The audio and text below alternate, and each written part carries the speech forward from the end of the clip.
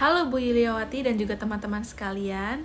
Perkenalkan, nama saya Febisia Helena Sentosa. Saya adalah mahasiswi di Universitas Mercu Buana, jurusan Marketing Communication.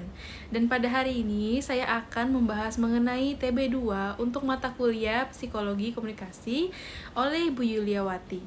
Dan pada TB2 ini saya memilih topik tentang efek media massa.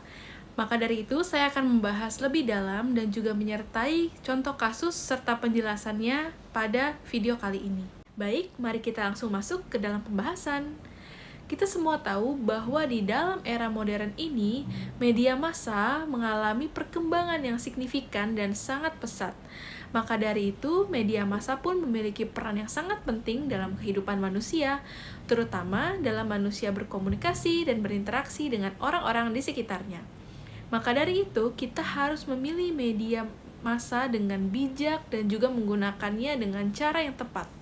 Media massa ini terdiri dari televisi, radio, dan juga bahkan pada saat ini ada yang namanya media sosial yang bisa kita akses secara cepat dan juga secara mudah. Hal-hal ini tentu saja akan memberikan dampak yang kompleks bagi kita, entah itu dampak yang positif maupun dampak yang negatif. Misalnya, akan mempengaruhi cara kita dalam memandang diri kita sendiri atau mempengaruhi bagaimana kita berkomunikasi dengan orang lain. Oleh karena itu, sebentar lagi saya akan membahas mengenai apa sih efek-efek dari media massa ini bagi kehidupan manusia. Jadi, apa saja sih efek dari media massa? Di sini ada 3. Yang pertama adalah membentuk persepsi dan juga norma sosial. Yang kedua, mempengaruhi emosi individu maupun masyarakat. Dan yang ketiga, mempengaruhi dinamika komunikasi antar pribadi. Oke, mari kita mulai dari poin yang pertama. Jadi, kenapa media massa dapat membentuk persepsi dan norma sosial? Karena setiap informasi yang kita peroleh dari media akan menjadi sumber utama dalam penilaian kita terhadap berbagai isu atau peristiwa yang terjadi. Contohnya, informasi bisa kita peroleh dari berita, program-program televisi, ataupun konten-konten yang kita konsumsi di media sosial. Hal ini bisa membentuk opini kita terhadap politik, sosial, budaya, ataupun tokoh-tokoh tertentu. Dan hal ini pun akan tercermin dari bagaimana kita berkomunikasi mengenai isu-isu tersebut. Lalu kita lanjut ke poin yang kedua, yaitu media massa mempengaruhi emosi individu serta masyarakat. Jadi kenapa sih emosi kita bisa dipengaruhi oleh media massa? Karena paparan-paparan konten yang terdapat dari media massa tersebut dapat mempengaruhi isi pikiran kita. Misalnya, ada konten-konten yang mengandung kekerasan, atau ketegangan, atau kesedihan. Hal itu bisa membuat respon emosional kita menjadi lebih kuat, sehingga ada dinamika komunikasi yang bisa membuat mood kita menjadi berubah dan sikap kita terhadap orang lain pun menjadi berubah. Nah, untuk poin yang ketiga ini berkaitan dengan poin yang kedua. Poin yang ketiga adalah media massa mempengaruhi komunikasi antar pribadi. Mengapa demikian? Karena setelah kita merasakan perubahan emosi dari poin yang kedua tersebut, pastinya komunikasi antar pribadi kita dinamikanya pun akan mengalami perubahan. Misalnya, kita menerima paparan informasi mengenai orang-orang di daerah A adalah orang-orang yang seperti demikian. Maka ketika kita bertemu dengan orang yang berasal dari daerah A, kita akan memiliki persepsi bahwa orang tersebut memang sudah demikian. Padahal belum tentu orang tersebut memiliki sikap yang demikian. Maka dari itu, hal ini saling berkaitan satu sama lain dan mempengaruhi. Ada hubungan yang erat antara efek media massa dengan perilaku. Efek media massa bisa timbul melalui berbagai faktor, seperti faktor internal maupun faktor eksternal. Donald K. Robert mengatakan bahwa efek hanyalah perubahan perilaku manusia setelah menerima terpaan dari pesan media massa. Maka dari itu, efek media massa sangat berkaitan dengan isi pesan yang terdapat di dalam media tersebut.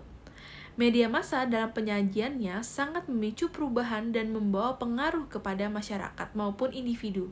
Media massa menunjukkan bagaimana seorang melihat pribadinya dan cara ia berinteraksi dengan lingkungannya yang berpengaruh terhadap tingkah laku seseorang atau gaya hidupnya. Oke, selanjutnya kita akan membahas mengenai contoh studi kasus yang berkaitan dengan efek media massa. Pada kali ini topiknya adalah mengenai flexing kekayaan. Saya mengambil contoh studi kasus berdasarkan kasus yang sedang viral beberapa hari ini di media sosial, yaitu tentang seorang supervisor di distributor kecantikan bernama Fuja yang diketahui memanipulasi kehidupannya di media sosial dengan melakukan flexing, di mana dirinya sering pergi ke tempat mewah ataupun membeli barang-barang yang mewah. Dan pada akhirnya diketahui bahwa semua hal yang dia peroleh berdasarkan dari hasil dia melakukan korupsi di tempat kerjanya. Dan penggelapan dana ini senilai 1,3 miliar. Akhirnya pemilik perusahaan pun mengambil jalur hukum supaya Fuja mendapatkan hukuman seberat-beratnya karena kasus penggelapan dana ini. Lalu, mengapa sih hal ini bisa terjadi? Melalui berbagai modul yang saya baca dan juga jurnal-jurnal lainnya, saya mendapat kesimpulan bahwa ada 4 hal yang mempengaruhi mengapa Fuja bisa berlaku demikian. Yang pertama adalah rendahnya harga diri.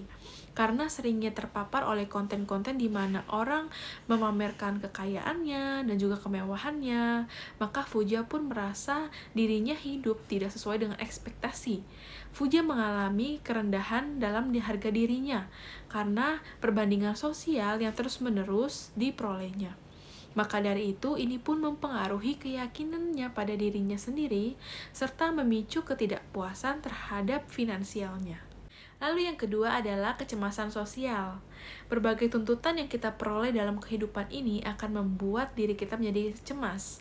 Hal ini pun bisa kita peroleh juga dalam lingkungan kita. Kecemasan sosial bisa terjadi ketika kita mulai berpikir bahwa orang-orang akan mengkritik apa yang kita lakukan. Mungkin hal ini pun dialami oleh Fuja, di mana dia khawatir bahwa orang-orang akan menilainya rendah karena keadaan finansialnya yang mungkin tidak sama dengan orang-orang di sekitarnya. Yang ketiga adalah konsumsi konten yang merugikan.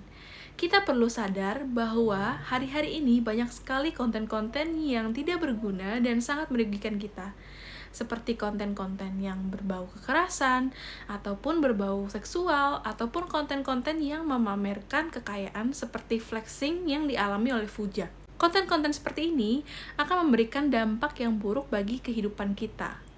Maka dari itu, saya bisa simpulkan bahwa Fuja terlalu sering menerima konten-konten yang berbau flexing. Dia mungkin suka melihat artis-artis atau teman di sekitarnya yang hidup bergelimang harta. Maka dari itu, dirinya pun memiliki ekspektasi yang sama. Dirinya memiliki ambisi untuk mencapai hal yang sama, namun dengan hal yang salah. Lalu yang terakhir adalah identitas atau citra diri yang kurang baik.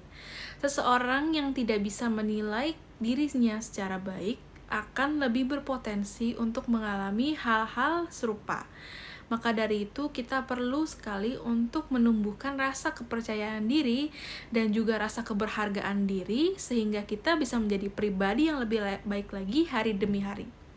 Dari contoh studi kasus ini, kita semua perlu menyadari bahwa sebagai pribadi kita harus bijak dalam bermedia sosial. Karena media sosial memiliki peran yang sangat dominan dalam membentuk psikologi komunikasi kita. Masyarakat berpartisipasi dalam pembuatan konten, berbagi pengalaman, dan juga berinteraksi secara langsung. Paparan konten ini dan informasi yang secara cepat ini perlu kita pilah dengan baik.